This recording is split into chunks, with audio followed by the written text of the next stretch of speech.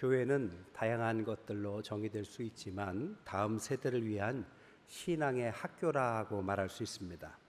오늘은 교회 교육 주일입니다.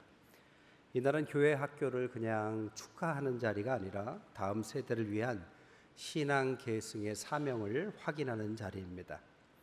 교회는 단순히 예배를 하는 장소를 넘어서 아이들에게 믿음의 기초를 세워가는 터전이 될 줄 믿습니다. 그래서 오늘 말씀에 뭐라고 하느냐? 마땅히 행할 길을 아이에게 가르쳐라. 이렇게 하나님께서 말씀을 주신 줄 압니다. 오늘 사무엘의 이야기를 통하여 이 말씀으로 교회 교육에 관해서 함께 은혜를 나눌까 합니다. 첫 번째, 마땅히 행할 길이란 무엇이냐? 원어적 의미를 되새겨 보면 우리는 세상과 다른 하나님께서 이끄시는 길로 가는 사람들입니다. 하나님께서 이끄실 마땅한 길은 하나님을 신뢰하고 의롭고 하나님을 경외하며 하나님을 인식하고 하나님께서 이끄시는 길을 가는 것을 말합니다. 말씀이 길이 되고 삶이 되고 등이 되고 하나님을 경외하는 것이, 그래서 잠언 1장 7절에 하나 여호와를 경외하는 것이 근본이다, 이렇게 분명히 말씀하셨습니다. 하나님을 바라보면서 의식하며 살아가기 때문에 스스로 터득하기보다는 누군가의 도움이 필요합니다. 그래서 교육이 필요한 거죠. 오늘 본문은 바로 한나가 사무엘에게 그런 가르침을 주었던 배경을 갖고 있습니다. 한나는 사무엘에게 어떤 가르침을 주었을까? 저는 5가지를 가르쳤다고 생각합니다. 첫 번째로는 그는 기도로 본을 보여준 어머니 역할을 해줬습니다. 사무엘상 1장 10절에 보니까 한나가 마음이 괴로웠을 때 여호와께 기도하고 통곡했다, 이렇게 말하죠. 아이를 낳지 못해서 괴로웠죠. 슬펐죠. 그런데 사무엘상을 가만히 보면 그의 남편은 한나를 꽤 사랑해 줬습니다. 아니, 다른 어떤 사람보다도 아주 믿음직한 남편이었습니다. 아이를 낳는다고 타박하지도 않았습니다. 저라면 그 남편의 품에서 슬퍼할 텐데 한나는 그러지 않죠. 그 슬픔을 하나님께 가져가죠. 그래서 기도의 자리를 만들었다라는 것이 아주 중요합니다. 한나가 울면서 기도했던 그 자리가 후에 누가 기도의 자리가 됩니까? 바로 정확하게 사무엘이 그 자리에서 기도하게 됩니다. 그런데 사무엘이 어머니가 기도하는 장면을 보진 못하죠. 그런데 사무엘을 그 자리에, 기도의 자리로 인도하신 것은 하나님이셨습니다. 하나님께서 그의 음성을 들려주셔서 사무엘아 하면서 그를 기도케 하시죠. 즉 기도의 전수는 바로 어머니의 기도에서부터 하나님께서 그 기도를 전수시켜 줬다라는 겁니다. 우리가 하는 기도가 사라지는 것 같지만 우리의 자녀들을 이끄셔서 하나님의 음성을 듣는 기도의 자리를 주신 줄 믿습니다. 두 번째로는 한나는 하나님의 은혜를 기억하고 응답에 감사한 어머니였습니다. 1장 27절부터 보면 이 아이를 위하여 내가 기도하였더니 내가 구하여 기도한 바를 여호와께서 내게 허락하셔서 나도 그를 여호와께 드리되 평생을 여호와께 드립니다. 그가 거기서 여호와를 경배할 것입니다. 어떻게 했느냐? 기도했더니 하나님이 아들을 주시죠. 그 아들을 주신 아들을 하나님이 주셨다라는 믿음 속에서 하나님께 바칩니다. 여러분의 자녀를 하나님께 다 바치시길 바라요. 서원하라고 그러면 무섭죠, 그죠? 요즘에는 목회자가 되라고 서원하기는 쉽지 않지만 부모의 그 서원의 마음으로 보면은 어떤 것을 보면 알 수 있느냐? 자녀의 이름을 신앙의 이름으로 짓는 경우가 참 많습니다. 어디를 보니까요, 신앙의 이름을 한 50가지 나열해 놨는데 제가 10가지 정도 말씀해 드릴게요. 첫 번째가 주원, 둘째가 하준, 하은, 하율, 예은, 시온, 하람, 하랑, 하민, 사랑. 주원이 1등입니다. 우리 교회도 주원이 몇 명 있죠, 그죠? 신앙의 고백을 통해서 그의 자녀의 이름을 신앙적인 의미를 담아서 짓고 자녀들이 그 이름으로 살아갈 때 하나님을 기억하라는 의미로 어찌 말하면 현대적인 서원이라고 할 수 있겠죠. 한나는 사무엘을 그렇게 길렀다라는 것입니다. 세 번째, 한나는 하나님께 아이를 맡기는 믿음을 보입니다. 1장 24절에 보니까 젖을 뗀 후에 그를 데리고 올라갔다. 분유가 없던 시대에 모유를 먹이던 시대니까요. 모유를 먹일 때는 어쩔 수 없이 데리고 있지만 젖을 떼자마자, 그러니까 아이가 떨어질 수 있는 나이가 되자마자 바로 하나님께 맡겼다라는 것입니다. 그냥 빈손으로 가지 않고 숫소 3마리, 밀가루 1에바, 포도주 1가죽부대를 가지고 실로 여호와의 집에 나아갔다. 그때 아이가 어렸다 이렇게 말합니다. 여기서 언급하는 숫소와 밀가루와 포도주는 서원제를 말합니다. 그러니까 서원을 했고 그 서원이 들어졌을 때 하나님 앞에 감사로 드리는 제물을 서원제라고 하는데 그 종류가 숫소, 밀가루, 포도주입니다. 그런데 기준에 보면 숫소는 비싸기 때문에 1마리 정도만 하면 큰 제물이 되는 거죠. 근데 한나는 몇 마리요? 3마리나 바칩니다.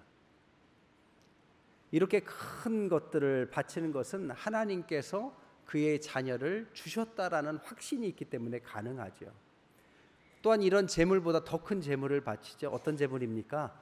자신의 아들을 산 제물로 하나님께 바치는 거죠. 심지어 엘리라는 제사장이 그 당시에 훌륭하지는 않았던 시대입니다. 이상이 보이지 않았던 시대. 그럼에도 불구하고 그는 하나님을 전적으로 신뢰하고 그에게 아들을 맡기죠. 하나님께서 주셨으니 하나님이 책임져 달라고 맡긴 믿음을 보여주는 것입니다. 네 번째, 예배와 제사를 소중히 여겼다라는 거죠. 2장 18절에 보니까 사무엘은 어렸을 때 세마포 에봇을 입고 여호와 앞에 섬겼다. 그리고 매년 2장 19절에 보면 매년 이 에봇을 새로 지어서 그 아들을 입힙니다. 하나님 앞에 맡겼지만 그 아들을 방치하는 게 아니라 지속적으로 그를 돌보죠. 어머니의 그를 돌보는 방법이 뭐냐? 에봇, 제사장의 옷입니다. 제사장의 공식적인 옷을 매년 새로 만들어서 그 지을 때 어떤 마음으로 지을까요? 기도하면서 짓겠죠. 그리고 그 옷을 입히러 가서 입혀줬으면 그 아들이 1년 동안 이렇게 컸고 주 안에서 이렇게 잘 자라는 것을 부모가 잊지 않고 뒤에서 기도하고 있다라는 의미로 에봇을 입히는 것입니다. 오늘날 우리도 자녀들에게 에봇을 입히는 경우가 많아요. 매일 자녀들에게 큐티 말씀을 보내는 에봇을 입히는 분도 있습니다. 어떤 분은 가족 카톡방에다가 자녀들에게 기도 제목을 나누라고 하고 함께 기도하는 에봇을 입히기도 합니다. 어떤 분은 자녀를 위해서 성경을 필사하는 분도 계세요. 오늘도 어떤 분이 저한테 필사 사인해달라고 가져왔는데 자녀가 군대에 갔습니다. 군대에 가니까 함께하지 못하니까 자녀를 위해서 성경을 필사를 시작하고 1년 만에, 아니 6개월 만에 필사를 마치시고 사인해달라고 가져오셨어요. 에봇을 입힌 거죠. 기도의 편지를 보내기도 합니다. 여러분은 여러분의 자녀에게 어떤 에봇을 입히고 있습니까? 한번 우리가 스스로 돌아볼 부분입니다. 5번째로 한나는 하나님을 높이는 찬양을 아들에게 들려준 어머니였다라는 것입니다. 2장 1절부터 보면 내 마음이 여호와로 말미암아 즐거워하며 여호와와 같은 거룩하신 이가 없다. 그냥 찬양을 말하는 게 아니라 하나님께 찬양을 드렸다는 뜻입니다. 그 말은 간증했다는 뜻입니다. 그러니까 자녀들에게 자신의 신앙을 간증을 통해서 전달했다는 뜻이죠. 저희 어머니가 많은 것들을 저에게 간증하셨는데 그 중에 하나가 아주 어렸을 때, 어려울 때 교회에 다니는데 그때 교회에서 피아노를 보고 피아노가 낡아서 어머니가 피아노를 헌물하고 싶은 겁니다. 근데 수입이 없는 가정주부예요. 가정도 어려워요. 그러니까 몇 년간 그 소원을 가지고 쌈짓돈을 모으고 모아서 헌물을 했다. 이걸 저한테 간증하셨어요. 너무 부담 갖지 마세요, 여러분. 여러분에게 하라는 말은 아니니까. 근데 제가 그 말을 듣고 오늘날도 피아노만 보면 그 생각이 납니다. 그러니까 부모의 간증이라는 것이 그런 거죠. 가장 어려운 시기였지만 하나님 앞에 신실한 마음을 드린 거죠. 그것을 간증할 때 자녀들은 어떤 설교보다도 가장 강력한 설교로 받아들이는 것입니다. 결국 한나는 신앙의 교육을 어떻게 했느냐? 말로 한 것이 아니라 삶으로 가르쳤다라고 말할 수 있습니다. 두 번째, 마땅히 행할 길을 어떻게 하느냐? 아이에게 가르쳐라라고 말씀하셨다는 겁니다. 가르치라는 청유형이나 권면이 아닙니다. 명령형이에요. 하나님께서 우리 부모에게 주신 사명과 같은 것입니다. 자녀를 마땅히 행할 길로 가르쳐라. 그럼 어떻게 가르쳐야 되느냐? 저는 삶의 세 가지 자리를 만들어줘야 된다라고 생각합니다. 첫 번째는 말씀을 배우는 자리를 만들어줘야 되고, 두 번째 말씀을 경험하는 자리를 만들어줘야 되고, 세 번째는 말씀을 실천하는 자리를 만들어줘야 된다고 생각합니다. 먼저 말씀을 배우는 자리예요. 자녀들에게 교육받을 수 있는 자리를 만들어줘야 합니다. 사무엘상 3장 1절에 보니까 아이는 제사장 엘리 앞에 여호와를 섬겼고, 2장 18절에는 사무엘이 어릴 때 세마포 에봇을 입고 여호와 앞에 섬겼다. 집에다 놓고 기도만 한 것이 아닙니다. 신앙의 자리로 데려가서 배울 수 있는 자리, 그가 혹 부도덕한 그 당시에 부족한 사람처럼 보여도 신앙의 자리로 데려가서 그 아이를 가르치도록 한 것입니다. 저희 교회가 지금 증축 중입니다. 증축의 가장 큰 목적 중에 하나가 자녀들에게 교육의 자리를 잘 마련해 주기 위해서입니다. 잘된 공간을 통해서 들을 수 있는 공간, 배울 수 있는 공간, 생각할 수 있는 공간, 나눌 수 있는 공간, 이 공간을 마련해 주는 거죠. 로버트 풀검이라는 분이 아시는 분들은 많이 아실 거예요. 내가 정말 알아야 할 모든 것은 유치원에서 배웠다라는 책을 썼습니다. 1988년도에 쓰신 책입니다. 이게 아주 공전의 히트를 해서 103개국에 번역돼서 1700만 부나 팔린 대단한 베스트셀러입니다. 그러니까 내용은 뭐냐? 제목처럼 가장 기본을 유치원에서 가르치는데 가장 기본적인 것들을 배워야 한다는 것을 말하는 거죠. 그런데 이것을 쓰신 저자 로버트 풀겁이라는 분은 목사님이십니다. 목사님의 생각으로 자녀들을 생각하고 이 책을 쓰신 거죠. 거기에 보면 많은 것들을 가르쳐요. 인생의 기본을 이야기합니다. 근데 제가 가장 기억에 남는 부분이 뭐냐? 자녀들에게 가르칠 때 한 가지 꼭 가르쳐야 될 것이 인생의 경이로움을 느끼도록 가르치라는 것입니다. 인생의 경이로움이 뭘까요? 하나님께서 계절을 이렇게 바꿔가시면 꽃이 피고 낙엽이 지고 새로 새싹이 나고 열매가 맺는 경이로운 자연현상이 일어납니다. 여러분 느끼고 계세요? 그냥 아이고 더워라 이렇게만 생각하십니까? 더우면 새파란 잎사귀들이 강건해지고 그 안에 열매가 맺히는 시간이 되는 거죠. 자연을 보면서 경이로움을 배울 수 있어야 합니다. 자녀들에게 공부해라 하기보다 이 학문의 경이로움을 가르쳐주는 것이 더 유익합니다. 호기심을 갖고 있는 것들을 해소하고 배우고자 하는 것들의 길을 열어주어서 그런 여건을 통해서 배움의 경이로움을 느끼면 하지 말라고 해도 공부를 하겠죠. 여러분 세상에 아름다운 예술이 얼마나 많은지 몰라요. 오늘도 찬양대의 찬양을 통해서 우리가 얼마나 감동을 받습니까? 아주 클래식한 음악부터 대중가요까지 음악에서도 혹은 유명한 미술 작품에서도 아니면 다양한 곳에서도 우리는 하나님께서 주신 경이로움을 발견할 수 있는 하나님의 형상을 지닌 사람들입니다. 더불어서 우리가 신앙을 갖고 있으면서 하나님을 배워가면서 하나님의 경이로움을 느낄 수 있다면 그것처럼 중요한 게 없겠죠. 하나님께서 우리를 어떻게 인도해 오시는지, 하나님의 말씀을 통해서 이 말씀이 얼마나 진짜 진리를 담고 있는지, 그 말씀이 얼마나 살아서 우리 인생을 가이드해 주는지, 내 발에 등이 되는지 길이 되는지, 이 경이로운 이 신앙의 경이로움을 배우는 게 중요합니다. 우리 너무 팍팍하고 세속적으로 살아가지 않나, 저는 그렇게 걱정될 때가 많습니다. 어디 보니까요, 나라별로 중산층의 기준을 어떻게 두느냐를 누가 이렇게 적어놨어요. 미국은 중산층이 누구냐? 자기 주장에 떳떳하고 사회적 약자를 돕고 부정과 불법에 저항하고 테이블 위에 정기적으로 받아보는 비평지가 놓여 있는 사람. 영국은 페어플레이를 하고 자신의 주장과 신념을 가지고 독선적으로 행동하지 말고 약자를 두둔하고 강자에 대응하고 불의와 불평과 불법에 의연하게 대처하는 사람. 프랑스의 중산층은 외국어를 하나 정도는 할 수 있고 직접 즐기는 스포츠가 있고 다룰 줄 아는 악기가 있고 남들과 다른 요리를 만들 수 있어야 하고 공분에 의연히 참여하고 약자를 도우며 봉사활동을 꾸준히 할 것. 이게 이제 중산층이었습니다. 한국에 생각하는 중산층이 뭐냐 물어봤더니 첫째, 부채 없는 아파트 30평 이상 소유, 월급여 500만 원 이상, 자동차 2000cc급 중형차 소유, 예금액 잔고 1억 이상 보유, 해외여행 1년에 한 차례 이상 다닐 것. 우리나라 직장인들에게 물어본 내용입니다. 물론 중요한 부분이지요. 그러나 우리가 너무 속되게 사는지는 몰라요. 하나님께서 우리에게 주신 세상은 생각보다 경이롭습니다.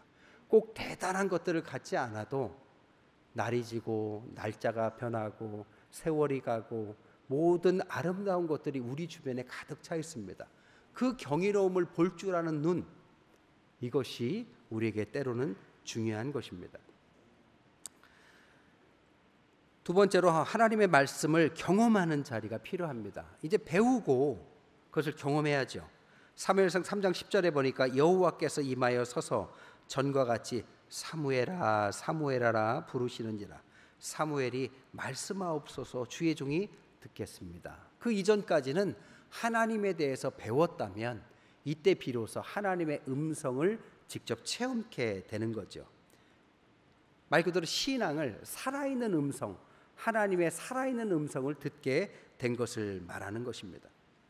우리는 이것을 이렇게 표현할 수 있습니다. 로고스가 레마로. 성경 말씀은 로고스입니다. 하나님의 진리를 담고 있어요. 일반적인 진리를 로고스라고 한다면 그 말이 어느 날 나에게 하나님의 음성으로 특별히 다가오는 말씀으로 온다면 그것을 성경은 레마의 말씀이라고 합니다. 어떤 집사님이 이랬어요. 어떤 어려운 일이 있는데 그때 성경 말씀을 읽는데 그때 이런 구절을 읽습니다. 이사야서 43장 1절에 너는 두려워하지 말아라.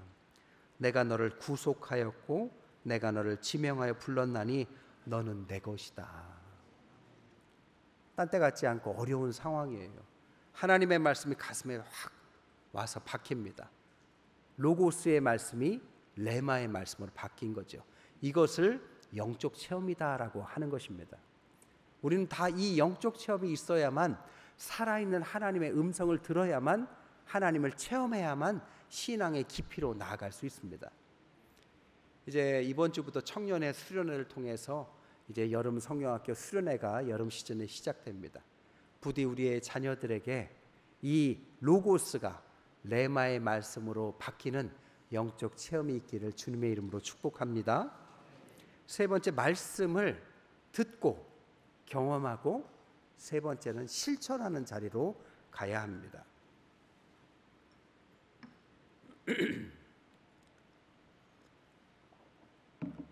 사무엘상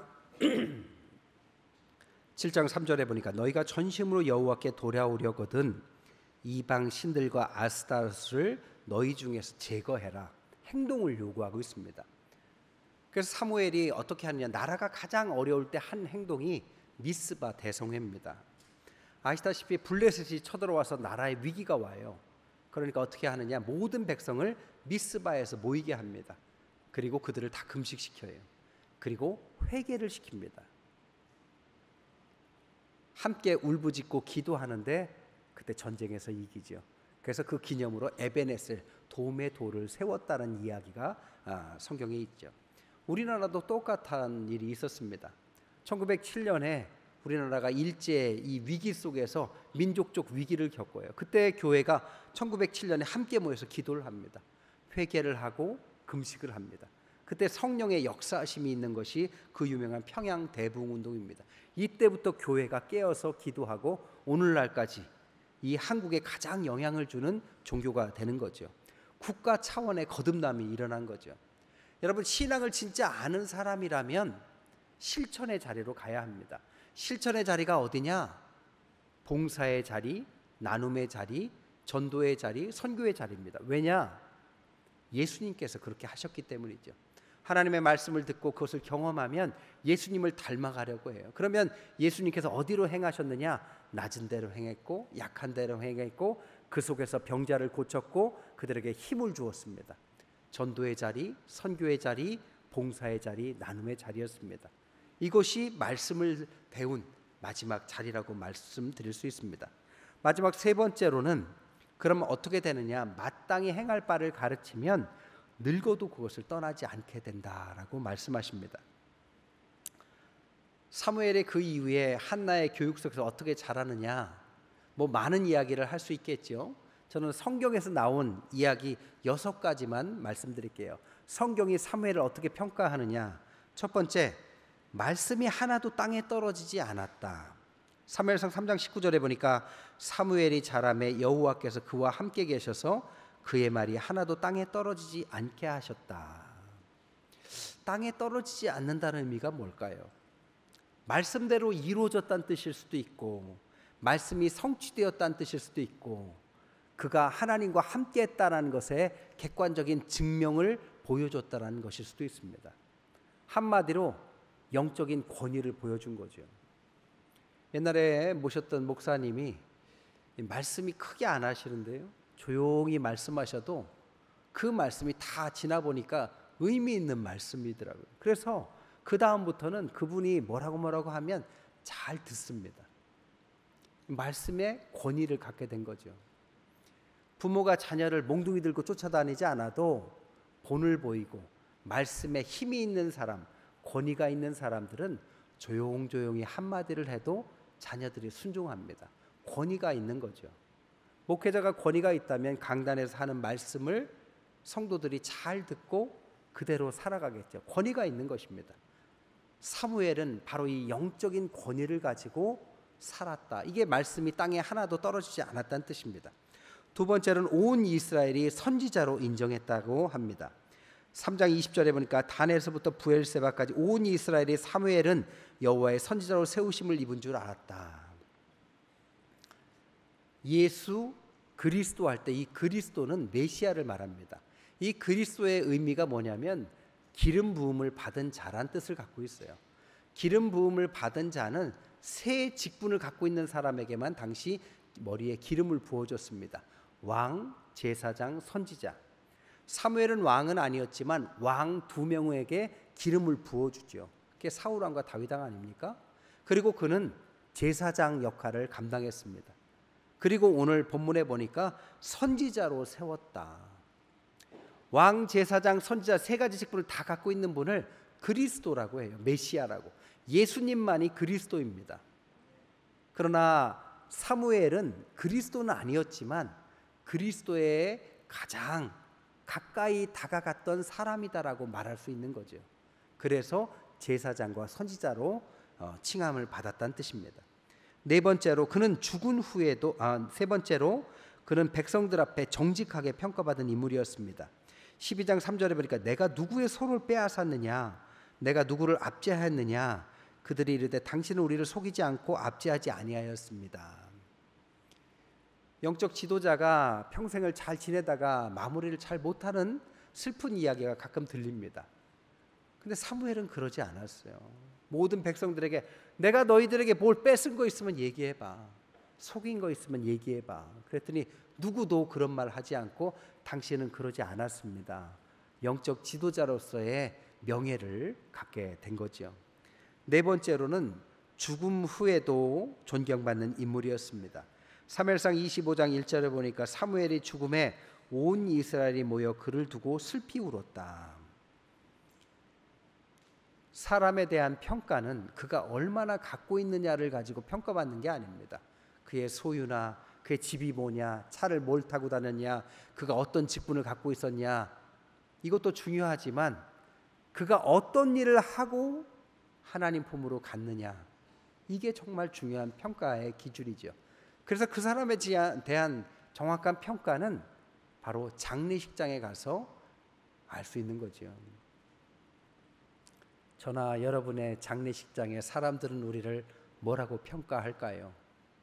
그분은 참 평생 하나님의 말씀을 신실하게 순종하고 최선을 다해서 살고 가족을 돌보고 하는 일에 최선을 다했고 하나님의 귀한 일꾼으로서 정말 많은 열매를 맺었어. 그를 통해서 이 사람 저 사람이 전도되고 양육받고 큰 일꾼으로 클 수 있었어. 나도 그랬어.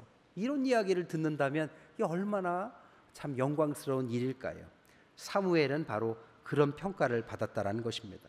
다섯 번째로 하나님 앞에 인정받는 중보자라고 했습니다. 예레미야 15장 1절에 보니까 여호와께서 내게 이르시되 모세와 사무엘이 내 앞에 섰다 할지라도, 사무엘을 이스라엘의 가장 큰 지도자였던 모세와 동급으로 다루고 있다는 것입니다. 그만큼 사무엘에 대한 평가가 후한 거죠. 마지막 여섯 번째로는 믿음의 영웅으로 신약에서 언급됩니다. 히브리서 11장이 믿음장인데 내가 무슨 말을 더하리요? 기드온, 바락, 삼손, 입다, 다윗 및 사무엘과 선지자의 일을 말한다. 그러니까 믿음의 위인전 속에 사무엘의 이름이 들어갔다, 이런 뜻입니다. 말씀을 정리할게요. 오늘은 교회 교육 주일입니다. 우리는 우리의 자녀들에게, 다음 세대들에게 무엇을 남기고 있습니까? 지식보다 지혜를, 정보보다 진리를, 세상보다 하나님을 먼저 가르치는 교회가 맞습니까? 우리는 기도하는 손이 필요하고 말씀 전하는 입이 필요하고 본이 되는 삶이 필요합니다. 자녀 하나를 키우기 위해서 마을이 필요하듯이 신앙의 자녀 하나를 키우기 위해서 교회 전부가 필요한 것입니다. 오늘 교회 교육주일을 맞아 우리의 어린 자녀들에게 어린 시절에 마땅히 행할 길을 가르칩시다. 그러면 늙어서도 그 길을 떠나지 않을 줄 믿습니다. 그런 은혜가 함께 하시기를 주님의 이름으로 간절히 축원드립니다.